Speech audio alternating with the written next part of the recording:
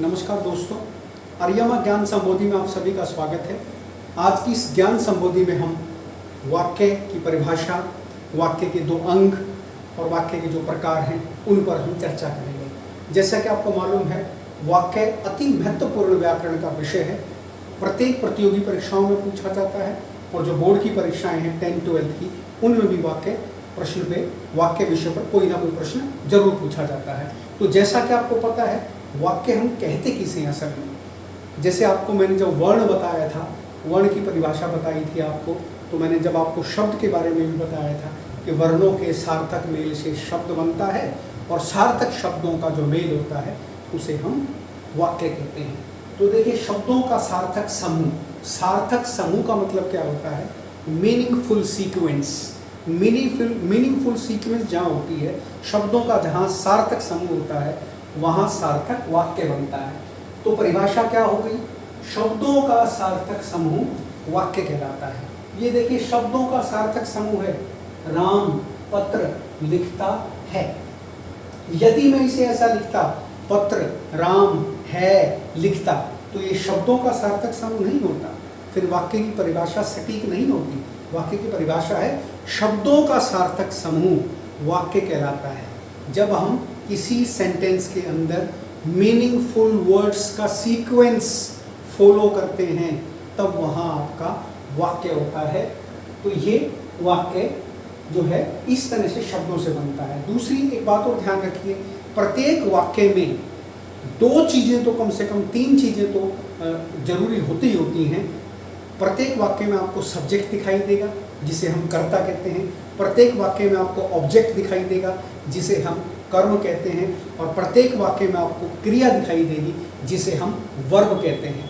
तो एक संपूर्ण वाक्य में, एक कंप्लीट वाक्य में तीन चीज़ें होती हैं, कर्ता, कर्म और क्रिया। इसके बिना वाक्य अधूरा है। तो देखिए, राम पत्र लिखता है, इसमें तीनों चीज़ें हैं। कर्ता मैंने सब्जेक्ट, इसमें राम है। कर्म पत्र जो है, इसमें कर्म है, जिसे हम ऑब्जेक्ट कहते हैं। और लिखता है, ये है क्रिया, जिसे हम वर्ब कहते हैं। तो इस तरह से सार्थक समूह मिलकर के एक सार्थक वाक्य का निर्माण करते हैं। यदि हम वाक्य के अंगों की बात करते हैं, तो वाक्य के दो अंग होते हैं, उद्देश्य और विधेय। उद्देश्य को हम कहते हैं सब्जेक्ट और विधेय को कहते हैं प्रेडिकेट। तो सब्जेक्ट असल में क्या होता है, उद्देश्य असल में क्या होता है? जिसके बारे में कुछ बताया जाता है। देखिए, मैंने लिखा भी यहाँ, जिसके विषय में कुछ बताया जाता है उसे हम उद्देश्य कहते हैं, सब्जेक्ट कहते हैं। और विधेय, उद्देश्य के विषय में जो कुछ कहा जाता है, उद्देश्य के विषय में जो कुछ कहा जाता है उसे हम विधेय कहते हैं, प्रेडिकेट कहते हैं। ये देखिए, मैंने यहाँ कुछ वाक्य बनाए हैं। इस तरफ उद्देश्य है और इस तरफ विधेय है। परीक्षाओं में अक्सर पूछा जाता है, आपको कोई वाक्य दे देंगे और उसके नीचे अंडरलाइन कर देंगे, कह देंगे रेखांकित शब्द में जो है क्या है, उद्देश्य है या विधेय है। या यूँ पूछ लेंगे, रेखांकित शब्दों में विधेय का चुनाव करो, या रेखांकित शब्द में उद्देश्य का चुनाव करो, या रेखांकित शब्द उद्देश्य है या विधेय है, या निम्नलिखित वाक्य में उद्देश्य कौन सा है, विधेय कौन सा है। अक्सर ये पूछा जाता है वाक्य के अंगों में। तो जैसा कि आपको स्पष्ट हो गया, उद्देश्य हम उसको कहते हैं जिसके विषय में कुछ बताया जाता है, और विधेय हम उसको कहते हैं उद्देश्य के बारे में जो कुछ बताया जाता है उसे हम विधेय कहते हैं। ये देखिए वाक्य, देखिए, चंद्रमा हमारी पृथ्वी का प्राकृतिक उपग्रह है। तो उद्देश्य जिसके बारे में बताया जाए, यहाँ किसके बारे में बताया जा रहा है? चंद्रमा के बारे में। और उद्देश्य के बारे में क्या बताया जा रहा है? हमारी पृथ्वी का प्राकृतिक उपग्रह है। तो ये आपका उद्देश्य हो गया, और ये उद्देश्य के बारे में जो कुछ बताया गया उसे हम विधेय कहते हैं। दूसरा वाक्य देखिए, भिखारी क्या है? उद्देश्य के बारे में क्या बताया जा रहा है? कमजोर है। तो जो कमजोर है ये है विधेय। तीसरा वाक्य देखिए, अतुल सब्जेक्ट है, माने अतुल जो है यहाँ पर उद्देश्य है। उद्देश्य के बारे में क्या बताया जा रहा है? चाय पी रहा है। तो जो चाय पी रहा है ये है विधेय, जिसे हम प्रेडिकेट कहते हैं। अगला वाक्य देखिए, माताजी है उद्देश्य के बारे में क्या बताया जा रहा है? खाना पका रही हैं, प्रेडिकेट है, विधेय है। उसके बाद पिताजी क्या है? सब्जेक्ट है, उद्देश्य है। उद्देश्य के बारे में क्या बताया जा रहा है? समाचार पत्र पढ़ रहे हैं, ये क्या हो गया? विधेय। उसके बाद अगला वाक्य देखिए, कुछ खगोलीय घटनाएं, ये क्या है, उद्देश्य है। कुछ खगोलीय घटनाओं के बारे में क्या बताया जा रहा है, आश्चर्यजनक होती हैं, मिरेकल पैदा करती हैं, तो ये आश्चर्यजनक होती हैं, ये आपका हो गया विधेय। तो मैं समझता हूं आपको समझ में आया होगा। उद्देश्य जिसके बारे में कुछ बताया जाता है, विधेय उद्देश्य के बारे में जो कुछ बताया जाता है उसे हम विधेय कहते हैं। ये वाक्य के दो अंग होते हैं, उद्देश्य और विधेय। वाक्य जैसे आपको पता ही लग गया, शब्दों के सार्थक समूह को वाक्य कहते हैं। अब आप इधर आइए, कई बार परीक्षाओं में पूछा जाता है उद्देश्य का विस्तार किसे कहते हैं, विधेय का विस्तार किसे कहते हैं। ये देखिए, मैंने यहाँ साधारण सी परिभाषा बताने का आपको प्रयास किया है। उद्देश्य का विस्तार, वाक्य में उद्देश्य से पहले लिखे पदों को, पद हम शब्द को ही कहते हैं, वाक्य में उद्देश्य से पहले लिखे पदों अथवा शब्दों को उद्देश्य का विस्तार कहते हैं। जैसे क्या होता है, कई बार उद्देश्य सब्जेक्ट से पहले उसको जो है और ज़्यादा महिमा मंडित करने के लिए उससे पहले जो शब्दों का चुनाव किया जाता है, असल में उसे हम उद्देश्य का विस्तार कहते हैं। देखिए, आप यहाँ वाक्य से समझ सकते हैं, सुंदर परिधानों से सजी राजकुमारी ने वर चुना। असल में यहाँ पे उद्देश्य जो है राजकुमारी है, राजकुमारी ने सब्जेक्ट है, उसके बारे में बताया जा रहा है कि उसने वर चुना। तो राजकुमारी, तो इससे पहले जो ये चीजें हैं, सुंदर परिधान, परिधान माने वस्त्र, सुंदर परिधानों से सजी राजकुमारी ने वर चुना, तो राजकुमारी उद्देश्य है, और उद्देश्य से पहले जो पद आए वो उद्देश्य का विस्तार है। वो पद कौन से हुए, सुंदर परिधानों से सजी। ये चारों के चारों शब्द जो हैं उद्देश्य का विस्तार हैं।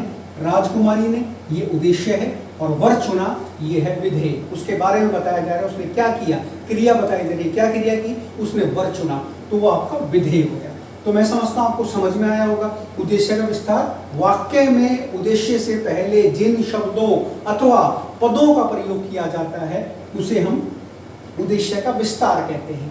अब आइए विधेय का विस्तार। विधेय का विस्तार भी वही बात है कि विधेय का विस्तार क्रियापद से पहले, क्रियापद से पहले मैंने जो आखिरी का वाक्य है, एक वाक्य में मैंने आपको बताया था तीन चीजें होती है, सब्जेक्ट, ऑब्जेक्ट, वर्ब, कर्ता, कर्म और क्रिया।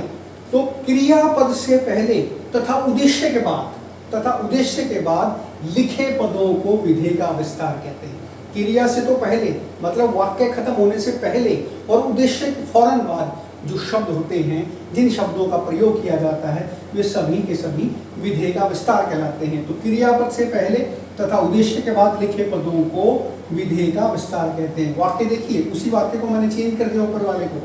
राजकुमारी ने आकर्षक व्यक्तित्व के स्वामी युवक को अपने वर के रूप में चुना।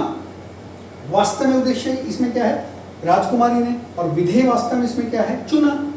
लेकिन उद्देश्य से पहले, विधेय से पहले जो शब्द आ गए, कौन से शब्द आ गए, आकर्षक व्यक्तित्व के स्वामी युवक को अपने वर के रूप में चुना।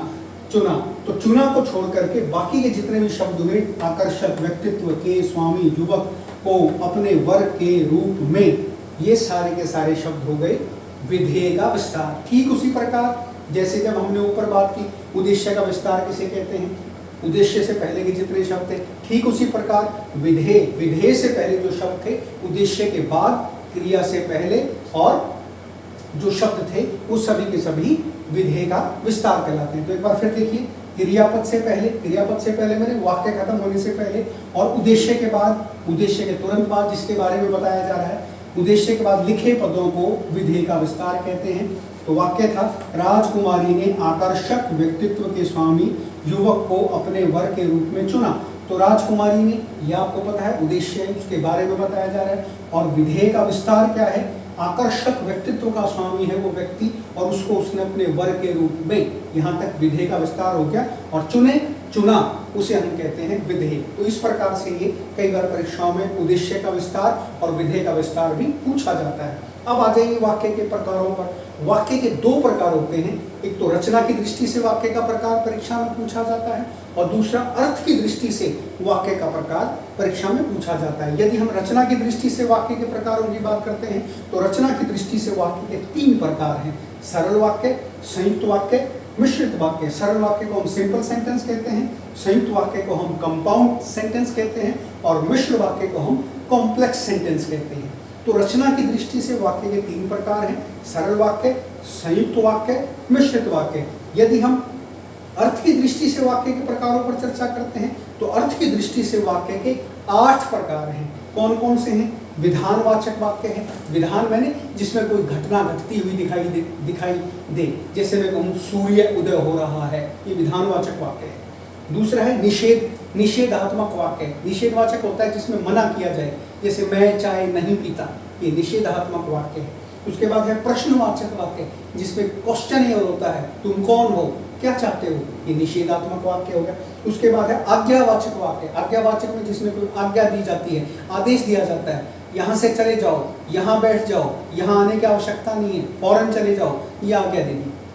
इच्छावाचक वाक्य, इच्छावाचक में कामना प्रकट की जाती है, मेरी इच्छा है कि तुम्हारी परीक्षा अच्छी हो, मेरी इच्छा है तुम परीक्षा में सफल हो जाओ, ये इच्छावाचक वाक्य हो गया। संकेतवाचक होता है जिसमें कोई संकेत दिया जाए, यदि तुम आते तो मैं भी जरूर दिल्ली जाता, ये संकेतवाचक हो गया। संदेहवाचक वाक्य होता है जिसमें हम कोई संदेह प्रकट करें, हो सकता है आज शाम को वर्षा हो जाए, हो सकता है रात तक वर्षा हो जाए, ये सारे के सारे संदेहवाचक हो गया। विस्मयवाचक होता है जिसमें आश्चर्य, घृणा और शोक का भाव प्रकट किया जाता है, जैसे मैं कहूँ आहा कितना सुंदर दृश्य है, ये आपका विस्मयवाचक वाक्य होगा। छी कितनी गंदगी है, ये आपका विस्मयवाचक वाक्य होगा। तो कहने का तात्पर्य ये है कि अर्थ की दृष्टि से वाक्य 8 प्रकार के होते हैं और रचना की दृष्टि से वाक्य 3 प्रकार के होते हैं, सरल, संयुक्त, मिश्रित, सिंपल सेंटेंस, कंपाउंड सेंटेंस और कॉम्प्लेक्स सेंटेंस। और अर्थ की दृष्टि से वाक्य 8 प्रकार के होते हैं, विधानवाचक वाक्य, निषेधात्मक वाक्य, प्रश्नवाचक, आज्ञावाचक, इच्छावाचक, संकेतवाचक, संदेहवाचक और विस्मयवाचक। इनकी चर्चा हम विस्तार से अलग लेक्चर में करेंगे। रचना की दृष्टि से वाक्य के 3 प्रकार अलग से करेंगे और अर्थ की दृष्टि से वाक्य के 8 प्रकार डिटेल में उदाहरणों के साथ अलग से करेंगे। आज ये संक्षिप्त आपको वाक्य विषय में प्रवेश कराना ही इस व्याख्यान का उद्देश्य था और मैं समझता हूँ मैं आपको सामान्य तरीके से बिंदुओं के माध्यम से, केंद्रीय बिंदुओं के माध्यम से आपको वाक्य विषय में आसानी से प्रवेश करा गया होगा। और मैं समझता हूँ कि अगर ये मेरी सरल अभिव्यक्ति आपको समझ में आई हो तो मेरे इस चैनल को सब्सक्राइब जरूर करें। अगले किसी लेक्चर में मैं फिर आपसे रूबरू होता हूँ, तब तक के लिए धन्यवाद।